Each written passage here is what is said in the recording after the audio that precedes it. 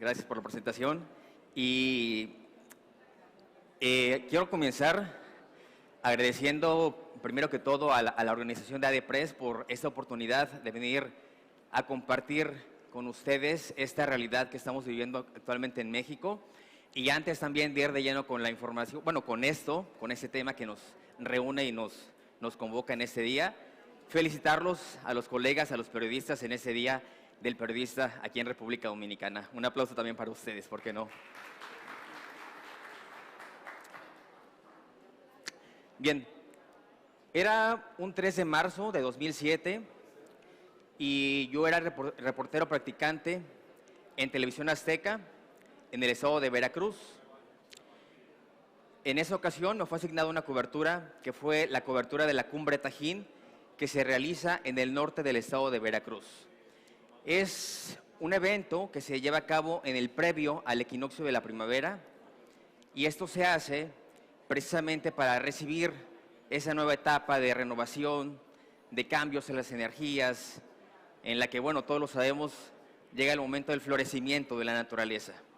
Entonces, este festival que se realiza en esta zona arqueológica es muy importante, ha atraído la atención de público nacional e internacional por sus actividades y también por sus presentaciones musicales, que entre sus carteles ha tenido a artistas como Björk, Calvin Harris y también Miguel Bosé. Yo estaba realizando esta cobertura y mientras esperábamos ahí este evento tan importante, esta renovación de energías, a 250 kilómetros de ahí, en el puerto de Veracruz, que es el puerto más importante de México, en una comunidad llamada Villarín, una carrera de caballos terminó en un enfrentamiento armado. En este enfrentamiento armado murió Efraín Teodoro Torres, quien era líder del cártel de los Zetas en ese momento.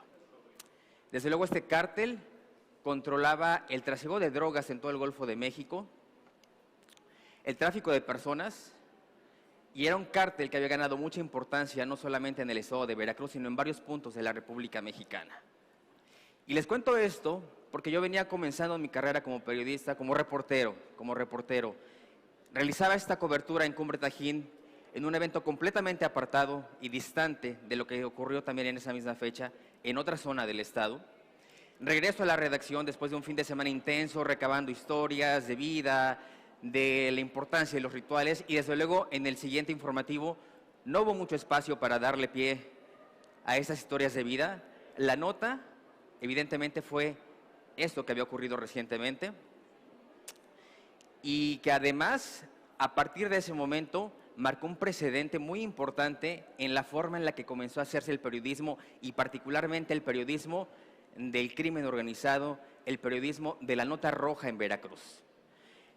Este personaje que les cuento, Efraín Teodoro Torres, era un exmilitar que causó baja del ejército mexicano en el año de 1998.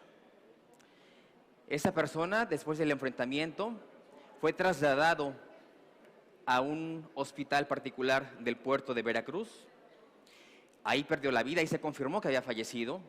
Una mujer que se identificó como su madre reclamó el cuerpo, lo trasladó a otro municipio para darle sepultura, y ese mismo día que él fue enterrado en ese cementerio, un comando armado ingresó al panteón, ingresó al cementerio, exhumó el cuerpo de manera clandestina, y hasta el día de hoy nunca se supo del paradero del cadáver de este hombre. Entonces, me resulta muy importante compartirles esto para comenzar esta charla, porque les hablo que fue en el 2007, y vamos a ver más adelante cómo las fechas también fueron marcando la pauta a la realidad que hoy en día vivimos en México en torno a este tema, en torno a estos desafíos que nos está poniendo de frente el narcotráfico, el crimen organizado y todo esto que también está cobijado por la impunidad y por la corrupción. Antes de seguir avanzando, quisiera compartirles un poco del contexto de cómo llegamos a este momento en mi país. Resulta que en México hubo un gobierno encabezado por el PRI, el Partido Revolucionario Institucional, que se mantuvo en el poder durante 70 años. 70 años dictando la ley a su modo, a su manera de ver las cosas, de ver las realidades. Y en el tema del control de la información y la censura hacia los medios de comunicación, el PRI lo que hizo fue utilizar el poder del dinero para frenar los contenidos. Es decir, había amenazas de auditorías, amenazas de retirar los convenios muy jugosos de publicidad oficial a los medios en aquel momento, a cambio de detener cierta información que evidentemente afectaba a los intereses del poder, de la cúpula del poder del gobierno. Ese fue el esquema que se mantuvo durante estos 70 años, digámoslo de manera generalizada, que fue una forma también de intentar silenciar voces, silenciar realidades, y esto era tanto en los medios de comunicación e incluso en algunos momentos llegaba hasta los colegas, hasta los reporteros, intentando sobornar, intentando callar las voces con estos pagos en efectivo. Sin embargo, después de todo este gobierno que se mantuvo durante los 70 años del priato, que le llaman también en México, llega en el año 2000 un gobierno de alternancia, un presidente emanado de la derecha del Partido Acción Nacional, que fue Vicente Fox, y a partir de ese momento no solo cambió la forma en la que estaban constituidas las instituciones en el país. Ese momento fue clave porque empezó también a desfragmentar a los cárteles en México. Es decir, de estar operando en un cártel que se vislumbraba o se proyectaba como una operación hasta cierto punto de manera homogénea, como si fuera un solo cártel para todo el país, en ese momento comienzan a desfragmentarse y a hacer disputas entre ellos mismos por ganar territorios, por ganar las plazas. Y desde luego, esto tuvo un fuerte impacto también para la sociedad y para el periodismo. 6 años después, el gobierno, igual de continuidad al Partido Acción Nacional, ahora es encabezado por Felipe Calderón. Y yo imagino, no lo sé, que ustedes saben que México, en aquel momento, declaró una guerra contra el narcotráfico. Fue la máxima para restablecer la seguridad del presidente, en aquel momento, en aquellas zonas más impactadas por el crimen organizado. Y aquí lo vemos en la imagen, el presidente del país, ataviado en esta vestimenta militar, dando el inicio a esta guerra contra el narcotráfico. Y en su discurso, él admite que esta estrategia de seguridad va a implicar vidas humanas y que incluso va a implicar vidas de inocentes, pero asume que vale la pena y merece también el riesgo para poder restablecer la seguridad en el país, que en ese momento estaba prácticamente colapsada a los niveles que no tenemos ahora, pero que en ese momento ya eran bastante elevados de inseguridad. ¿Qué pasó a este tiempo de distancia? Esta guerra contra el narcotráfico ha dejado en México un saldo de 350,000 personas muertas, de acuerdo con cifras oficiales, no son cifras que yo estoy diciendo a la ligera, son cifras oficiales que el gobierno actual ha reconocido. Dejó un saldo de 72,000 personas desaparecidas.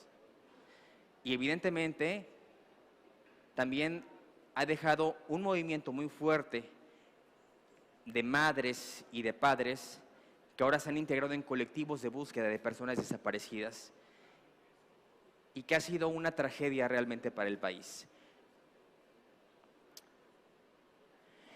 En medio de todo este fenómeno, de todo este círculo de la violencia que se generó, que se desató y que se ha desencadenado en intentar combatir al crimen organizado, ¿quiénes han quedado en medio del fuego cruzado? Además, evidentemente, de la población, de la sociedad civil, los periodistas, los reporteros, los trabajadores de los medios de comunicación. ¿Por qué? Porque es una frase que se ha dicho mucho en México y quizás la hayan visto en algún reportaje, en alguna nota que trasciende más allá de las fronteras de mi país, que en México los reporteros se convirtieron en corresponsales de guerra sin salir de su propio país, sin salir de sus estados, sin ni siquiera salir de sus municipios. ¿Por qué? Porque de estar cubriendo una entrevista de un político en un evento, como ayer lo vi aquí, que hubo una convención, no sé si fue así, de turismo y había muchos medios de comunicación. Es algo muy normal en el ejercicio diario.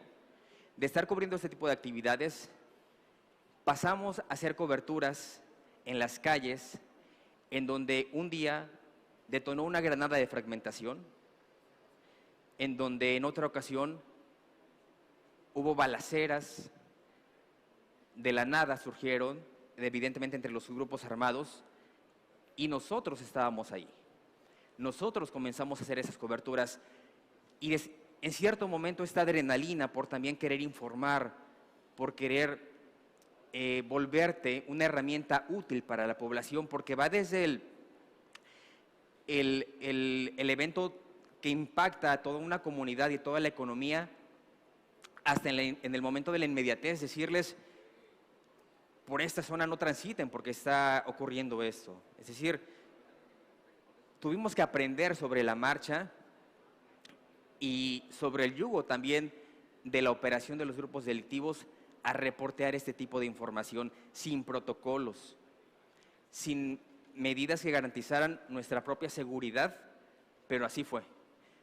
Ahora es distinto, ahora hay mecanismos también y organizaciones que han surgido y han nacido del interés también de colegas que se fueron involucrando cada vez más en esas coberturas y que han trabajado mucho en poder brindar a los compañeros de los medios de comunicación este tipo de herramientas para poder hacer esas coberturas. Un dato muy importante para que también sigamos llevando la cronología de las fechas es que en el 2003 se da el primer caso de un periodista víctima de desaparición forzada, presuntamente relacionada con su actividad. Fue un colega del municipio Martínez de la Torre, que se ubica también en el estado de Veracruz, que es de donde yo vengo, quien en su programa radiofónico denunció la presunta relación de un senador, de un diputado federal con un grupo organizado, con un grupo de la delincuencia organizada. Curiosamente, después de hacer esta denuncia, después de señalar en su programa las presuntas relaciones o complicidad que existía entre este diputado federal, un congresista, con el crimen organizado, él desapareció y es un caso que hasta la fecha sigue sin resolverse. La Fiscalía no logra avanzar en las investigaciones, la familia ha empujado para que esto profundice, pero estamos hablando que son prácticamente 20 años después y no hay una verdad para este caso, no hay una realidad, no hay una sentencia. Los datos duros. En México, del año 2000 a la fecha, de acuerdo con cifras de Artículo 19, que es una organización que lleva muy de cerca no solo el conteo, sino la realidad de la violencia que aqueja a los periodistas actualmente en México y particularmente en esta fuente, en la de la violencia, ya han documentado el asesinato de 152 periodistas del 2000 a la fecha. Tan solo en lo que va del 2022, suman ya 8 crímenes en contra de colegas. Lo más triste de todo esto es que el 90% de estos casos están en la impunidad. En algunos casos se han detenido personas que son los que ejecutan estos crímenes, los autores materiales de este asesinato. Pero ¿qué hay del actor intelectual de esos crímenes? No hay uno solo que esté procesado por estos 152 crímenes. ¿Y eso qué significa? Que esta mente que tiene la capacidad y el poder de mandar a callar una voz con bala, sigue ahí libre. y sigue cuidando sus intereses y sigue protegiéndose a través de la violencia y de las armas de que esa red de corrupción y de impunidad que ha logrado tejer siga operando sin ninguna consecuencia. Cada 12 horas en México, independientemente de todo este escenario tan adverso, cada 12 horas en México se agrede a un periodista. No precisamente de manera física, pero sí hay intimidaciones, hay amenazas, hay amedrentación, hay abuso de la fuerza pública y es lamentable porque justo ahora en México hay un debate muy fuerte en la comunidad de periodistas sobre la importancia que tiene el que esto, que pareciera que desafortunadamente se está normalizando, no se normalice. Es un gran riesgo el normalizar esta realidad, porque entonces el periodismo que le da la voz a las voces más desfavorecidas, a las voces que tienen que conocerse porque son víctimas de violaciones a derechos humanos, puede estar en riesgo también de desaparecer. Y vean qué revelador es esto. El 45% de las agresiones en contra de periodistas en México provienen de agentes del Estado, de servidores públicos en todos los niveles. No precisamente hablamos de la cúpula del poder, que evidentemente también existe, sino hasta los municipios, hablamos de funcionarios que quizás en un rango estructural, llamando o haciendo referencia a los gobiernos, no pudieran tener tal vez esa fuerza tan relevante, pero ahí está, son 45%, es decir, casi la mitad de los ataques en contra de un periodista en México vienen precisamente desde el poder y el 50% de los ataques van en contra de la fuente de la corrupción y la política. Me parece que como colegas que son también, esto habla por sí solo. Las cifras lo dicen todo.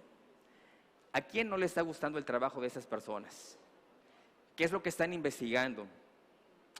¿En qué terreno están pisando para que estos 152 crímenes se traduzcan también en esto, en que la mitad de los ataques están relacionados con la fuente que cubre corrupción y política, y desde luego también la impunidad. Esta realidad que hemos vivido también ha hecho que se dé una reconfiguración de las coberturas informativas. Como les decía, no estábamos preparados para esto, no había un protocolo de seguridad, no había un mecanismo que dijera de qué manera garantizar la protección de un periodista involucrado en estos temas para que pudiera seguir ejerciendo la labor de informar y de dar a conocer lo que estaba ocurriendo. ¿Se imaginan qué ocurriría si en este momento en lo que estamos aquí reunidos, en esta cumbre tan importante, en un centro comercial muy cercano de aquí, un comando armado arrojara 35 cadáveres en la vía pública, con signos de tortura, maniatados? Eso ocurrió en México. Esto ocurrió en Veracruz. Este hecho ocurrió en el 2011 y en ese mismo día, en esa misma hora en la que se estaba llevando a cabo este atroz evento, a unos cuantos pasos de ahí, en el Centro de Convenciones del Estado, se realizaba la cumbre o el encuentro de procuradores de todo el país. ¿Se imaginan eso? El lugar estaba blindado. La zona estaba repleta de seguridad, de policías, de vigilancia, y así, sin ninguna preocupación alguna, camionetas de redilas describan los cajones atrás, llegaron a este paso a desnivel, ahí se observa en la fotografía, en la imagen. No quise ponerla tal cual porque realmente es algo muy crudo. Y bajaron a esas personas y las dejaron ahí, tiradas sobre la carretera, sobre esta vía de circulación, con mensajes también dirigidos a otro grupo contrario. En la versión de los criminales eran personas que estaban involucradas con un cártel opositor y que este era un claro mensaje de que quienes querían tener el control de esa plaza eran ellos. Trabajos de investigación de algunos colegas han revelado que no todos estaban involucrados con esta actividad, que había menores de edad entre esas víctimas. Entonces, ¿a qué nos estábamos enfrentando en medio de este escenario?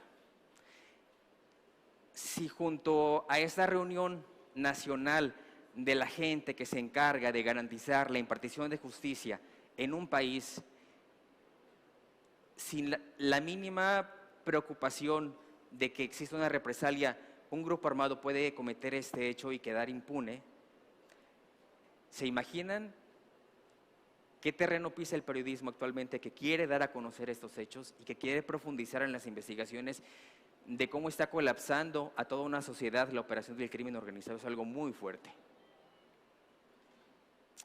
Y con esto llega una pregunta también muy importante y que lleva mucho a la reflexión. ¿Es autocensura? Yo creo que en la mayoría de los casos, y en este tema en particular, no es autocensura, porque no hay elección, porque el periodista no decide callarse, al periodista lo callan. El periodista no decide no ir e investigar y cuestionar y exponer una realidad, no decide silenciar su causa y silenciar las voces. Al contrario, es censurado por todo un sistema de corrupción, por un sistema que pareciera que está combatiendo esta inseguridad y esta criminalidad, pero que realmente termina siendo todo lo contrario, la protege también. ¿Y qué pasa con esto cuando hablamos del sistema que está protegiendo a los grupos criminales? ¿Son un mal necesario para un gobierno? ¿La delincuencia, el narcotráfico, el lavado de dinero? Pareciera, y las pruebas, pareciera que sí lo presentan. En México, por ejemplo, el Instituto Nacional Electoral asigna un presupuesto a los partidos políticos para que lleven a cabo las campañas electorales. Y también la ley establece que esos gastos de campaña son regulados y no pueden elevarse porque habría sanciones para esos partidos. Pero a todas luces es claro y es evidente que los gastos de campaña o esos topes de campaña siempre son rebasados. ¿Y de dónde viene ese dinero? ¿De dónde vienen miles y millones de pesos que se emplean en esa publicidad, en esas propagandas, si ya hay un presupuesto asignado para estas campañas? Ya está de más dar la respuesta, ¿verdad? Entonces, el pasado proceso electoral en México fue uno también de los más violentos que hemos tenido. Más de 30 aspirantes a un cargo de elección popular fueron asesinados. Y es cuando también vamos dándonos cuenta de esta relación que tiene la delincuencia sobre también querer mantener el control del poder en un país. Ahí está la disputa y nuevamente, ¿quién queda en medio? Además de la sociedad civil, los medios de comunicación, los periodistas. Porque al hacer este trabajo, desconocemos realmente, hasta cierto punto, hasta dónde están infiltrados los grupos criminales. Estas redes que también tanto vulneran a la sociedad, ¿están infiltrados solamente en la cúpula del poder entre las autoridades?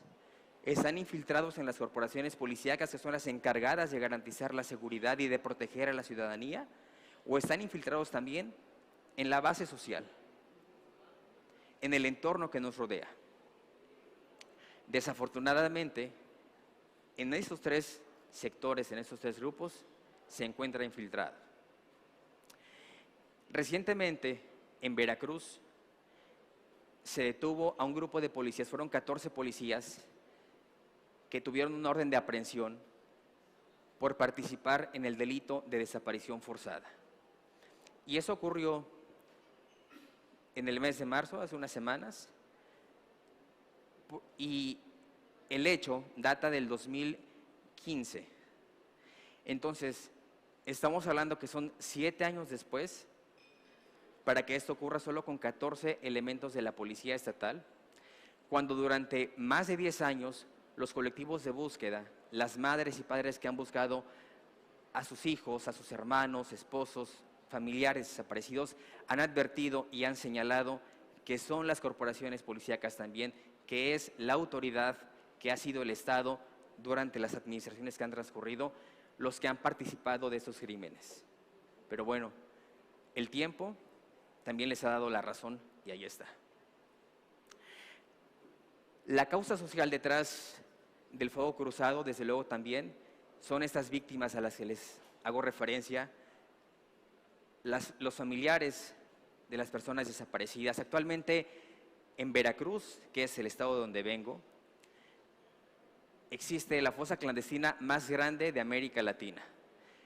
Una fosa que fue explorada por un grupo de madres en donde encontraron 298 cráneos y 22.500 restos óseos de personas que no son una cifra, de personas que tenían familia, de personas que tenían sueños, de jóvenes que estudiaban una carrera de medicina, de comunicación, que quizás tuvieron, no quizás, sin duda alguna tuvieron la mala fortuna de encontrarse en el momento no indicado, con las personas no indicadas y que terminaron acá.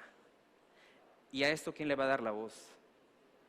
¿Cómo vamos como periodistas también a contar estas realidades para que la historia no se repita?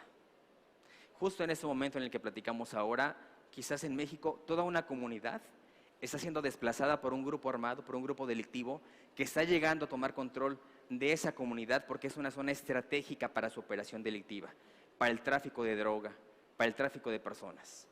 Entonces, a eso se está enfrentando.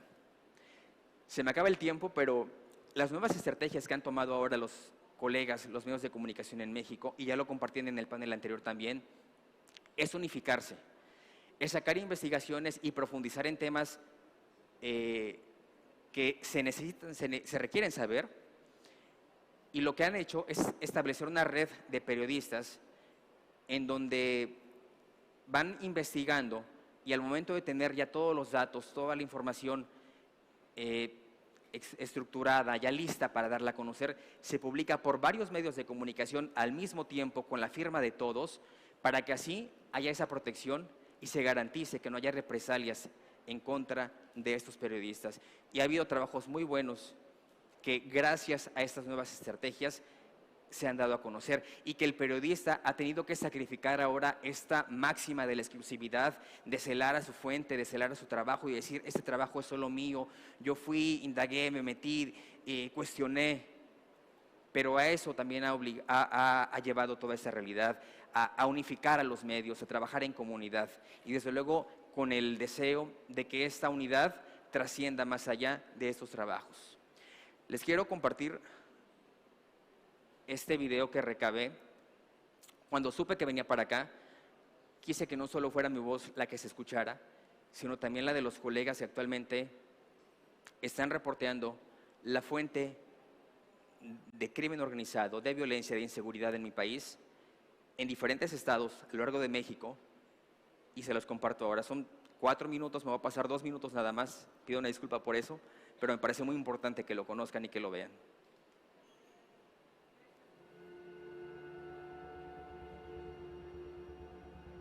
Nos enfrentamos no al crimen organizado como tal, ellos son el brazo armado, nos enfrentamos a un poder político que no le gusta que revisemos sus complicidades con los poderes criminales. Matías Azucena Uresti, una cosa te hago saber, no seas pendeja y bájale de huevos, porque te aseguro que si no le bajas de huevos y sigues tirándome, te lo aseguro que donde sea que estés, voy contigo y te haré que te comas tus palabras, aunque me acusen de feminicidio.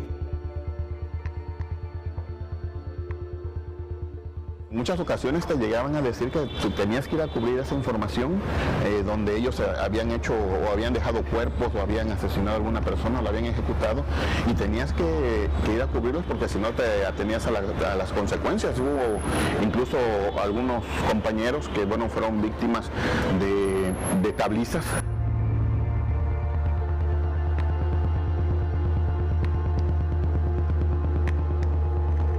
Tú no sabes quiénes son ellos, pero ellos sí saben quién eres tú. Ellos van embosados, ellos van ocultos, ellos se mueven en las sombras y uno firma sus notas. Uno sale en programas, uno tiene una cuenta de Twitter.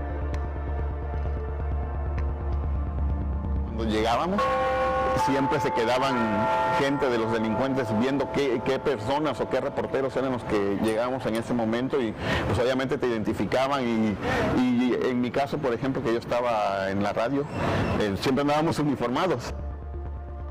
En México y en Veracruz, en mi caso, pues nos volvimos fotógrafos de guerra sin ir a una guerra, ¿no? Sin estar en Ucrania, por ejemplo. Y aquí lo único que me mueve en particular es pues dar a conocer esto para que la historia no se vuelva a repetir.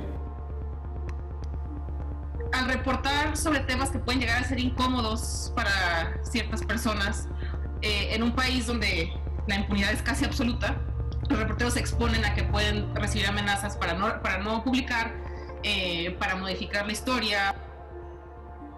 En muchas ocasiones, por seguridad, yo creo que de los compañeros que en este momento se encargan de cubrir información policíaca, pues no sacan la información por seguridad de ellos mismos, para evitar algún tipo de problemas con los grupos delictivos que todavía pues están operando aquí. A Marcos lo mataron porque escribía muchas cosas en contra del cartel, afectando las relaciones que se tenían con otras autoridades y por la prensa nacional. Además están algunos otros periodistas en nómina, como el Mariachi, Hugo Ayala San Gabriel, Alberto Ayala y algunas otras personas que no me acuerdo en este momento.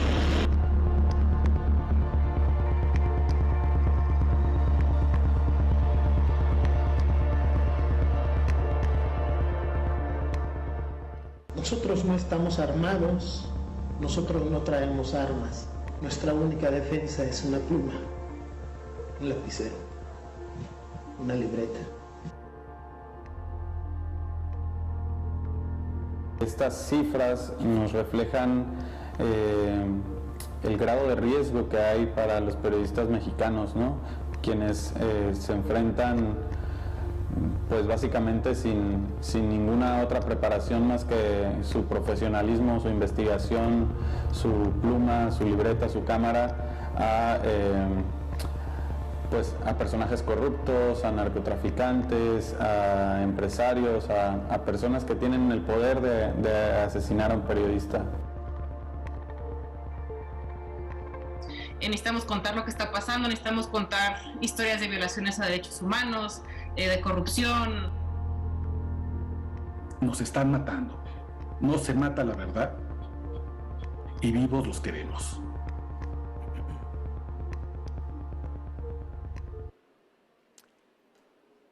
Esas son las voces de la realidad en el país en torno a esta crisis de inseguridad que lamentablemente ha golpeado y está lacerando el periodismo. Y cierro con esta frase: gracias también por escucharme y gracias por comprometerse también con este gran proyecto que es ADPRES, que sin duda alguna yo creo que va a ser un gran éxito para República Dominicana en la manera en la que se va a ejercer el periodismo a partir de ahora, y esperamos que así sea. Muchas gracias.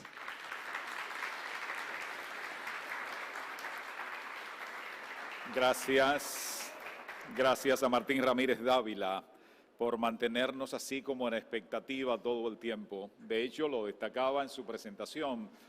Para el común de la gente, incluso para muchos de nosotros, esos casos se convierten en cifras y nada más. Dolorosamente, deja de ser cifra cuando nos toca de cerca y, en el peor de los casos, cuando nos toca a nosotros.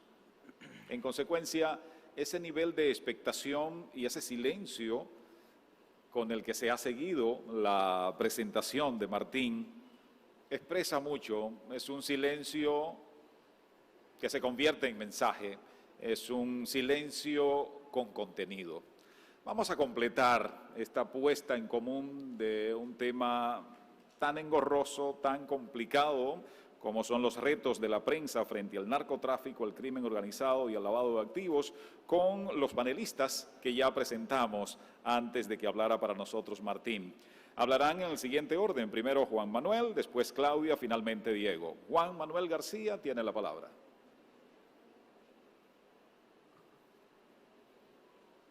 Bueno, un saludo caluroso, como decíamos antes, al público presente que ha querido venir a escucharnos y darle las gracias al periodista mexicano. Los dominicanos somos medio mexicanos también, hace mucho tiempo. Y cuando se me invitó a participar en este evento, el amigo Cárdenas, que trabajó conmigo como director en el periódico El Siglo, desaparecido. Estate quieta, Claudia. Y me preguntaron cuál era el enfoque que yo le iba a dar a mi participación. Y a la señorita Amanda Curiel,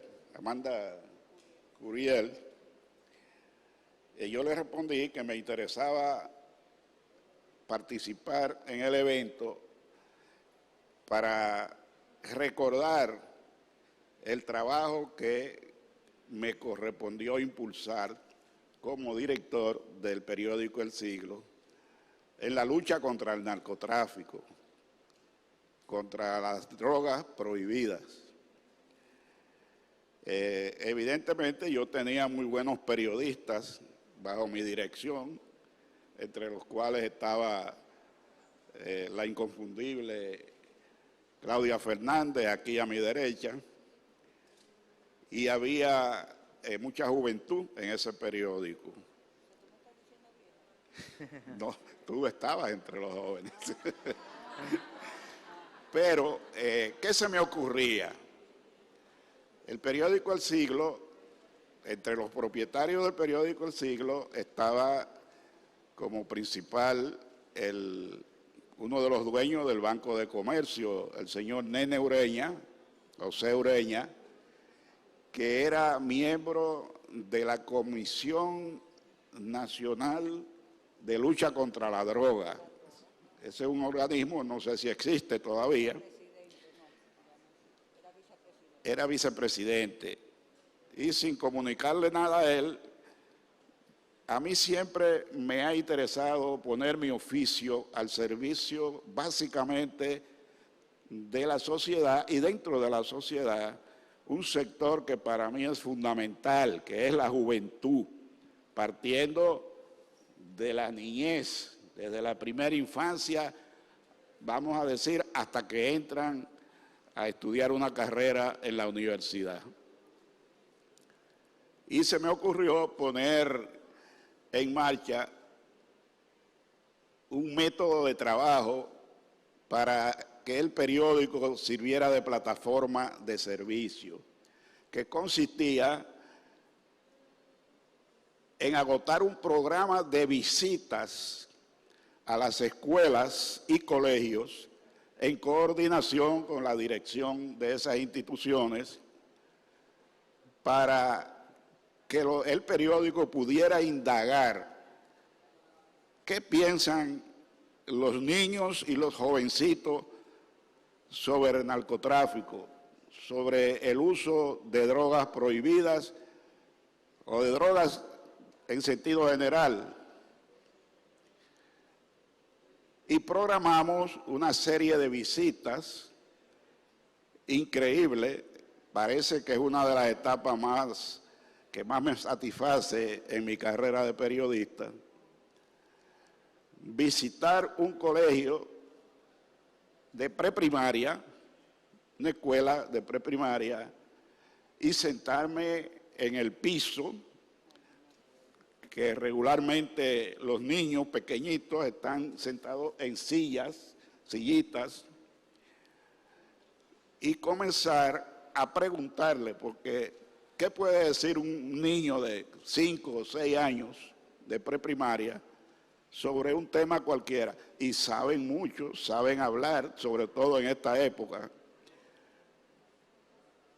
Pero uno conduce como padre de familia, también padre de niños en esa época, y en mi caso me servía de motivación que yo tenía un hijo, un joven, que tenía problemas con las drogas. No convivía conmigo, pero era mi preocupación diaria. Eso era una motivación también para yo indagar y que el periódico sirviera de plataforma para hablarle a los párvulos, los pequeñitos, de las drogas. No del narcotráfico propiamente, porque los niños, narcotráfico es una palabra hasta extravagante para los niñitos. Pero cuando uno le pregunta a un bebé de esos,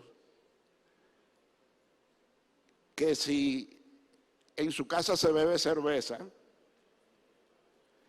que si él conoce a alguno de sus parientes que fuma, el niño inmediatamente responde con la sinceridad de la inocencia: sí, mi tío bebe cerveza, o mi papá bebe cerveza. El niño comienza a captar qué es lo que uno quiere que diga, sin decírselo abiertamente. O mi tía fuma, mi amiguito que es grande fuma. Entonces uno aprovecha para explicarle a ese infante que el alcohol y el tabaco son dos drogas peligrosas porque enferman las dos y crean adicción. El borracho no es borracho por casualidad, es porque es un adicto a la bebida alcohólica. Y el que fuma prefiere morirse de un cáncer de pulmón antes que abandonar el cigarro. Regularmente cuando uno le advierte, dicen, hay que morir, de cualquier cosa uno muere. Y prefieren seguir fumando. Pero avanzando, indudablemente, en esas exploraciones, yo tenía un equipo que me asistía en la preparación de las conferencias y también como periodista. Yo tenía una periodista que era muy aventajada, que llegó a ser directora de una escuela de periodismo importante y ahora ocupa una función importante como comunicadora en un ministerio. Y tenía un veterano periodista mexicano que se llama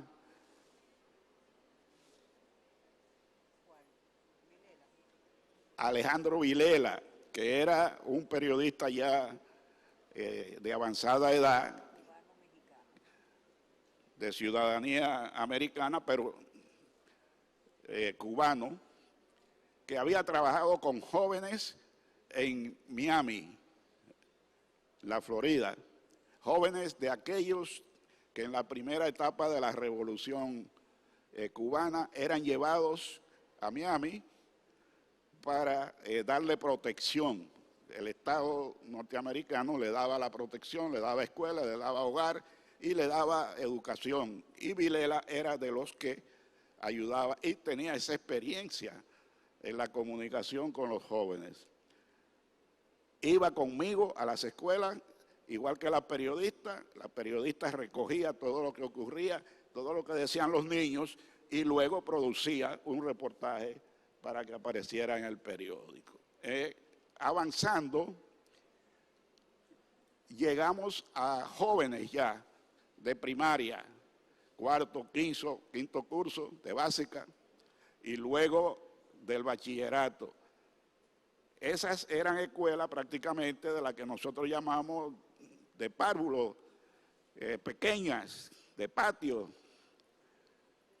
Ya en el otro nivel venían escuelas públicas, colegios privados de primaria, de básica, donde ya le dábamos más participación a los estudiantes para que ellos dijeran ya información sobre qué tipo de droga, quiénes usaban droga en el barrio, cómo se comportaban los que usaban droga, y entonces se aprovechaba para informarle algunas cosas sobre la droga. Íbamos a los colegios ya de élite, los colegios católicos de Envergadura, San Judas Tadeo, Apostolado, Santa Teresa, que ya los estudiantes tienen una mayor formación hogareña, como íbamos también a las escuelas públicas. La idea era llevar el mensaje de que las drogas prohibidas son prohibidas porque son peligrosas. El aspecto del comercio ya es otro aspecto de la lucha contra la droga, el narcotráfico. Ahora, mientras la prensa, los periodistas no colaboremos con los hogares para llevar el mensaje y sensibilizar a los niños y a los jóvenes de que las drogas son prohibidas porque dañan la sociedad y que los narcotraficantes son unos antisociales, delincuentes, porque abusan de la debilidad de los seres humanos que se lanzan al consumo de droga para dañar la sociedad. Por eso es una inmoralidad. Y un narcotraficante es un agente de la anticultura. Es un individuo que no le preocupa su sociedad en la que ha nacido, ni el público que es su compañero de la población, si es dominicano. Casi todos los narcotraficantes que conocemos a través de la prensa regularmente son dominicanos, son delincuentes, son bandidos que afortunadamente con frecuencia caen en las redes de las autoridades. Entonces, esa fue mi participación, básicamente orientada hacia la niñez y la juventud, que me tocó promover como director de periódico. Después, de otra parte, que tenía aquí a mi lado a esta excelente reportera que cubría otra parte de la función de la prensa, que es perseguir como periodista a los narcotraficantes para denunciarlos regularmente con la combinación, con la relación, con la cercanía con las autoridades, sin ponerse el periodista ni el medio al servicio de las autoridades, que tienen su función específica un tanto diferente a la de los periodistas y de los medios de prensa. Gracias, muchas gracias, Juan Manuel García. Recuerden, ya hemos recibido algunas inquietudes de ustedes usando el código QR para hacer llegar las preguntas, para después enriquecer esta puesta en común de las experiencias. De inmediato cedo la palabra a Claudia Fernández. Gracias. Buenas tardes a todos y feliz Día del Periodista. Además de que me acabé de enterar ahorita en la ponencia pasada que yo también fui una influencer en mi tiempo.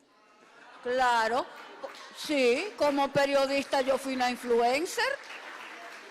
Entonces, pasando ya a algo más serio, mi comentario gira en torno al trabajo del periodista dominicano frente al narcotráfico, la corrupción, lavado de activos y todo ese tipo de peligros a que se expone una persona. Yo recuerdo en el siglo, ningún fotógrafo quería salir conmigo. Ningún chofer quería andar conmigo, era bajo pleito y o te cancelo o te vas con Claudia. Así era que salían conmigo, Sí, era así que salían conmigo y a veces... Pero escúchame, a cubrir la fuente, ¿verdad? A cubrir la fuente. Bueno, estamos hablando de periodismo, Pesqueira. No me ligue gimnasia con magnesia, no me ligue gimnasia con magnesia. No peleemos, porque tú sabes que yo soy buena peleadora con todas las libras que tengo arriba.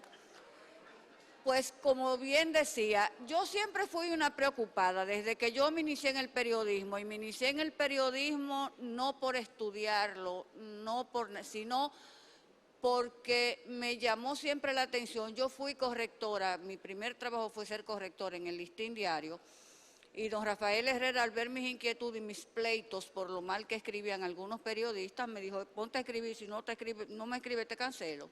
Y ahí yo comencé. El Listín, no, el Última Hora fue después con Aníbal, que Aníbal me jaló. Entonces, a partir de ahí yo comencé a escribir, pero siempre tuve la preocupación por los problemas sociales, porque, no sé, quizás lo llevo en la sangre, quizás como yo siempre digo, esa es mi vocación, yo nací siendo periodista sin saberlo, y así fui creciendo como periodista. De ahí pasé al periódico La Noticia, luego al periódico Hoy, que fue donde realmente yo inicié los trabajos contra la droga sin saber que me estaba enfrentando a un poder. Y lo primero fue un trabajo que yo hice sobre un incendio en la cárcel de menores de Cristo Rey.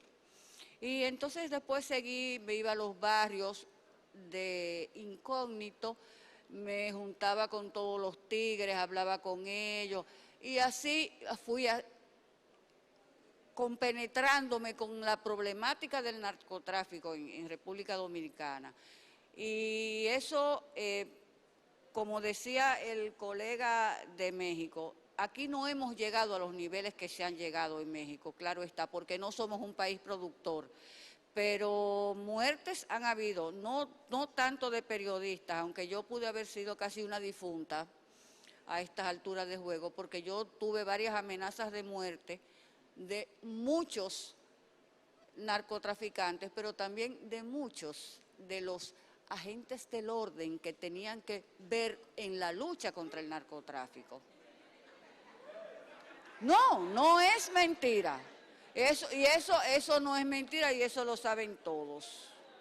Todos los de mi época que saben todo lo que yo pasé. Entonces yo pienso que los retos reales que enfrenta el periodismo, porque ahora mismo yo no veo una compenetración de periodista con la fuente, con ese tipo de fuente, la fuente que cubre justicia, narcotráfico, Fuerzas Armadas, los organismos que tienen que ver en la lucha antidrogas, que muchas veces son parte de la complicidad de los mismos delincuentes.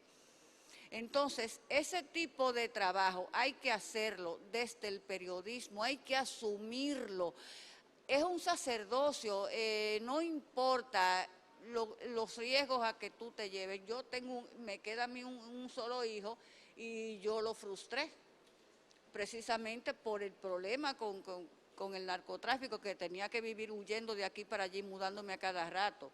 Entonces, pero es un asunto que tiene que asumirlo el periodista como tal.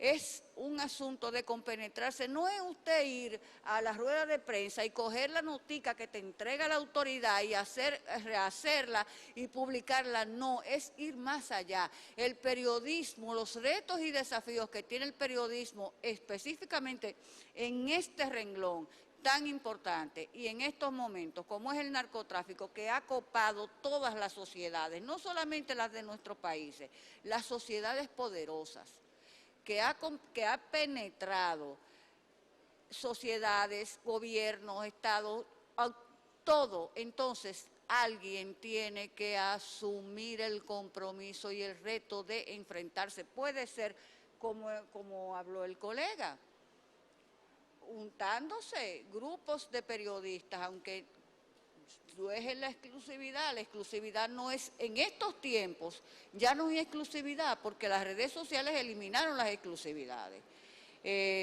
Esforzarse en hacer un periodismo serio, ese es el principal reto que tenemos nosotros, digo nosotros, ya yo no estoy ejerciendo porque me cerraron la boca y me sacaron de los medios de comunicación precisamente por ser como yo soy, porque sigo siendo periodista hasta la muerte. Sin embargo, yo les reitero y les exhorto a los que están subiendo, no que hagan lo que yo hice, porque eso no les resulta a nadie, pues lo van a matar en el camino. Pero tienen que hacer las cosas con seriedad, compromiso, asumir como un sacerdocio, es cuanto. Gracias. Gracias, Claudia Fernández. De inmediato cedo la palabra a Diego Pesqueira. Gracias, señoras y señores. Para mí es más que un honor compartir este panel con dos leyendas. Creo que el aplauso debe ser bien grande. Por favor. La joven que está a mi izquierda representó para mí un objetivo, ya que al ingresar al periodismo me sacaron de la fuente de educación por un altercado con la que era en ese momento vicepresidenta de la República y ministra de Educación, y fui a parar a la justicia. Tan pronto me designan a la fuente, me dice Marrero, cuídate de Claudia. Era la época de los palos, era la época de las exclusivas. No, pero voy hacia allá, tranquila, no comas ansias. Yo estoy hablando de 25 años exactamente atrás, y entro a la fuente y me asocio con Ramón Benzán, con varios colegas que algunos de ellos ya no están entre nosotros. Y la joven aquí utilizaba un método que íbamos a los juicios, entrábamos y ella me decía, a mí no, a todos, eso no es importante, vamos para otro lado. Y uno le sigue la veterana. Al otro día salía en el Siglo ese tallazo, ese palo, y yo le decía, pero ven acá, tú me dijiste que eso no tenía importancia. Entonces es asunto de novato, y la joven aquí sufría de eso hasta que la pusimos en su puesto, hicimos una coalición de colegas para darle palo a ella. Entonces un grupo le caímos arriba hasta que hicimos una alianza estratégica entre todos, porque los colegas periodistas, usted es director, pero nosotros hacemos nuestra alianza, muchas veces los jefes no se dan cuenta. O sea que quería narrar esas anécdotas con Claudia y quiero reiterarle mi admiración. Me dieron un palo, ni tú, ni Benzán, ni ninguno. Te dimos mucho, vamos a dejar eso ahí. Pero al entrar acá, ya de entrada, gracias por la oportunidad, sentí que entraba al túnel del tiempo, porque hice una mirada a este magnífico escenario y veo colegas de larga data, colegas que representaron una inspiración para mí cuando me iba desarrollando, y veo también la nueva camada de colegas que son influencers. Ahí está Virginia, ahí está una cantidad de jóvenes. Virginia no está tan joven, pero eres de esa nueva generación, de esa generación incipiente que a través de las plataformas que nos brinda ahora la comunicación, podemos hacer todas estas denuncias. Y quien le habla, tengo una anécdota que contar porque cubrí el periodo del principal narcotraficante dominicano, que fue Rolando Florian Félix, que lo compartí con Claudia también en esos días. Y en esa época se utilizaba que cuando un hijo de uno cumplía años o le nacía una nueva criatura, uno lo publicaba, colega, en los medios. Y yo cubría la fuente y pocos sabían que era policía. Muy poco, casi nadie sabía que era policía, porque empecé, y esto es un secreto entre periodistas, con un seudónimo. Escribía como Roberto Grullón, no como Diego Pesqueira, porque mi mentor me decía, no diga que tú eres policía, no ponga tu nombre, que el servicio secreto te saca de eso. Eran aquellas épocas donde los periodistas y los policías éramos polos opuestos. Hoy en día todos los destacamentos, todas las direcciones tienen un colega comunicador. Entonces, yo publico la foto de mis primeras hijas, que son gemelas, y creo que me la estoy comiendo. Y cuando voy a seguir cubriendo el juicio, está don Rolando Florian Félix con sus lentes tradicionales. Ustedes saben esas anécdotas que él amenazaba a los jueces delante de las cámaras. Y me llama y me dice, tú eres periodista Pesqueira. Sí, qué lindas son tus hijas, te felicito. Y yo caí en shock, inmediatamente dejé de cubrir, fui donde Cuchito Álvarez, que era el director, Dios lo tenga en gloria, y le dije que me sacara de eso, que yo no iba a volver para allá. Le conté la anécdota que me había pasado, que el narcotraficante más temido, con una que había ultimado hijos de senadores, jueces, militares, y entonces, bueno, el caso es que a través del director de prisiones, Manuel de Jesús Pérez Sánchez, yo concerto una entrevista con ese narcotraficante y le voy a pedir cacao prácticamente. Entonces, ahí él me muestra una cantidad inmensa de periódicos, que él era coleccionista de todos los periódicos. Entonces, él tenía catalogado los chantajistas, los serios, los que eran insobornables, y me lo mostró y me dijo, no, en el caso tuyo, primera vez que tú hablas conmigo, yo tengo toda tu crónica aquí, tú eres periodista clásico. Y me demostró la cultura que él tenía, me dijo, tú eres del dijo, manifestó, agregó, en tanto que, por otro lado, o sea que tú simplemente eres un redactor, que tú vas al juicio y tú no emites elementos de valores. O sea que para mí, lo que hice, te lo hice de corazón, vi que tú tienes una linda familia y quise felicitarte por eso, pero usted tranquilo.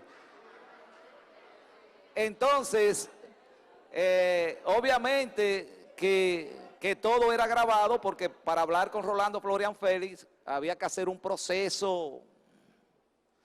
Entonces, eso me hizo respirar un poco, pero seguí en la fuente, dándole palo a Claudia. Me cambiaron de fuente, después me mandaron a Socorro Monegro, me la tuvieron que cambiar de fuente porque fue palo y palo. Mentira, mentira, Socorro llegó después, y Adriana Peguero, y todas esas chicas que pasaron por el siglo. Fueron momentos muy, muy bonitos, hasta que alguien que está aquí, que estaba sentado ahí adelante, pero ya no lo veo, creó que a mí me sacaran de esa fuente y me trasladaran hasta donde estoy en la actualidad, en un receso por ahora, por las funciones que ocupo, que es el hermano Cárdenas, que un día se cansó de cubrir el Palacio, hacer cierre.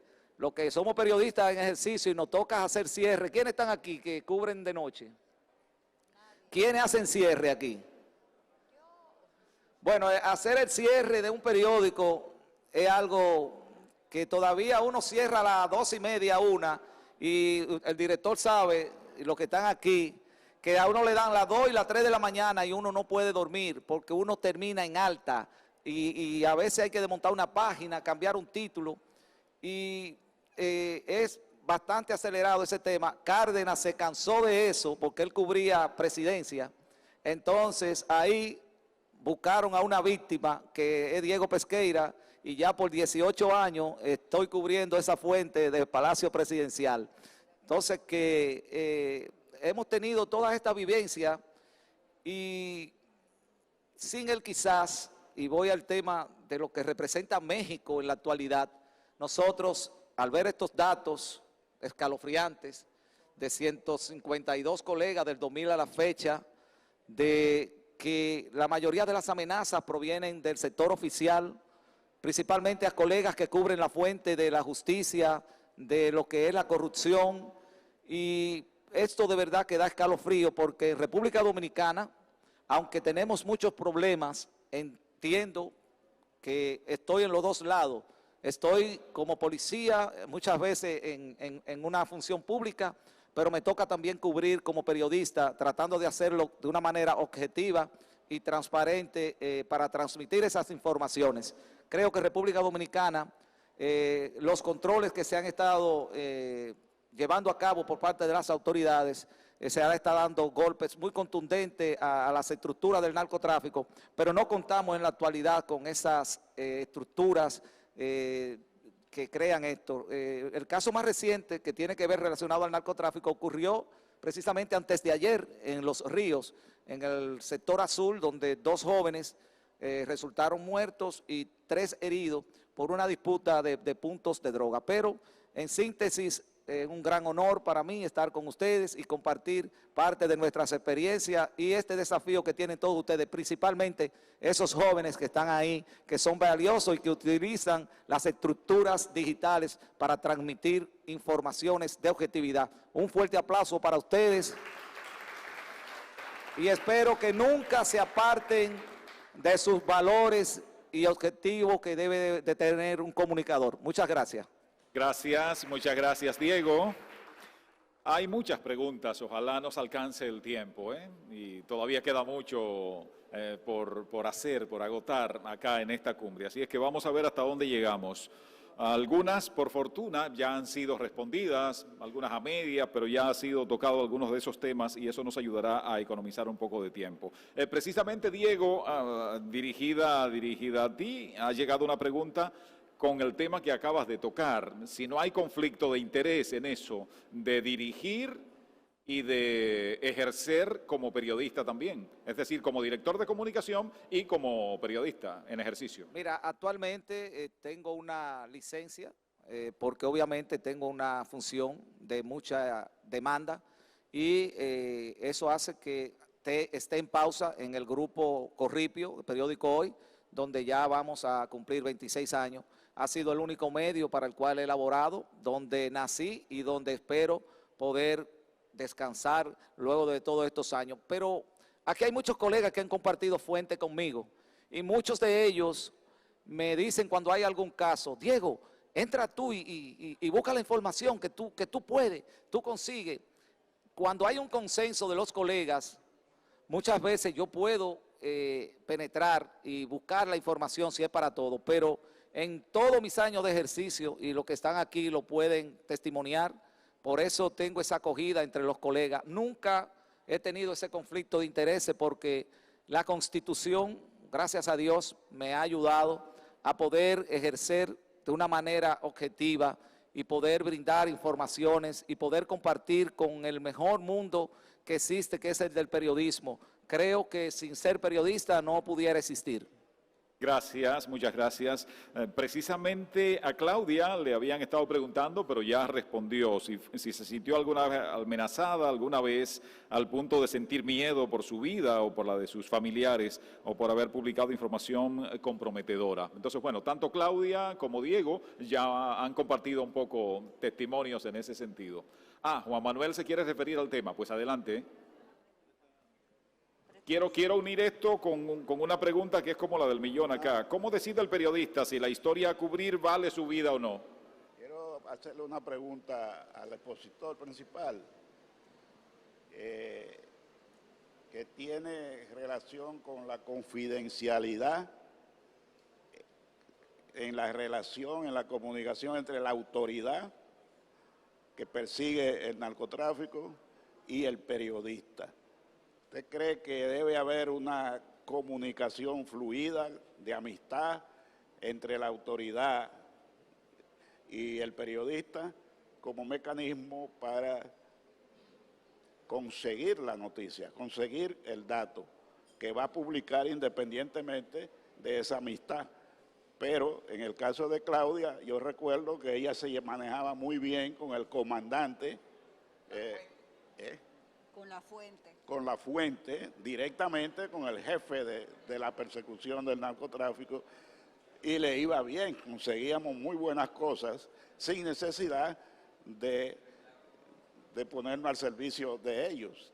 Eso le ganó mucho respeto a ella y al periódico. Sonido a Martín, por favor. Martín, sonido. Sí, ya. Me parece que sí hay casos en donde, como lo exponen, puede haber esta relación entre el periodista y la fuente, y es válido, me parece muy válido, y creo que es una herramienta fundamental, y apelo también al resguardo de esa confidencialidad de la que hablan, porque se requieren también de aliados al interior de las instituciones. En este caso, cuando hablamos de que el sistema está dañado, que el sistema está corrupto, es una realidad, pero hay personas adentro también de las instituciones que pueden aliarse a este tipo de causas, como el periodismo que en este caso, bueno, comparte ella que realizaba aquí. Y me parece que es algo muy valioso poder tener ese apoyo y ese respaldo directamente del interior de la institución, y creo que ha habido muchos trabajos, no solo en México, aquí vemos otro caso también, en muchos puntos del mundo puede darse, que gracias a esta relación pueden darse a conocer diferentes temas. Entonces yo creo que sí es algo muy, muy bueno. Sí, yo quería agregar también, pequeñito, yo quería agregar que no solamente yo tenía buena relación con el titular de la fuente, principalmente con el titular, pero también tenía mis enemigos dentro de esa misma fuente, o sea, muchos no que me veían y nada más decían, porque a mí siempre, mi apodo siempre fue la flaca, porque vaya, ¿no? Entonces, ahí llegó la flaquita, entonces me bloqueaban siempre, a veces me ponían hasta 7 horas a esperar en un antedespacho para no dejarme pasar, pero yo me sembraba ahí. Entonces yo lo que hacía era que oía todo lo que hablaban, lo grababa aquí, iba a la computadora y vaciaba, entonces les iba peor por obligación. Yo me las ingeniaba. La creatividad. Bueno, pasión por el oficio. Martín, ha llamado mucho la atención algunas imágenes que usaste en el video y están preguntando acá el hecho de usar silueta, por ejemplo. ¿En cuáles circunstancias fue grabado ese video que compartimos al final de la presentación? ¿En qué, perdón? Así, pero ¿en qué parte? Cuando se usaba silueta, por ejemplo, para un poco ocultar el rostro. Ya, que fue un audio lo que se oyó más, ¿sí? ¿Sí? Esa fue una amenaza que se dio el año pasado en contra de una periodista mexicana que se llama Azucena Oresti. Ella es periodista y es presentadora en un medio de comunicación nacional que tiene gran impacto, Milenio Televisión. Y en esa ocasión se difunde este video en redes sociales en una cuenta de Twitter que era utilizada por un grupo criminal para difundir distintas amenazas. Entonces, en ese video, además de amenazarla a ella por el trabajo que realizaban en la cobertura informativa y que constantemente estaban dando a conocer y consignando estos hechos de violencia y principalmente el impacto que tenía en ciertas comunidades la operación delictiva, se desprende esta amenaza hacia ella. Entonces, realmente fue algo que cimbró mucho en México, porque aunque fueron varios colegas, pero el hecho de que se amenazara abiertamente a una periodista que tiene todo el foco, porque tiene toda la atención nacional, fue algo que sí movió mucho en el país. Eso era. Bueno, gracias. Y ya, esta pregunta un poco recogiendo las inquietudes y para quienes quieran comentarlas, tanto en el caso del expositor principal como los comentaristas o panelistas.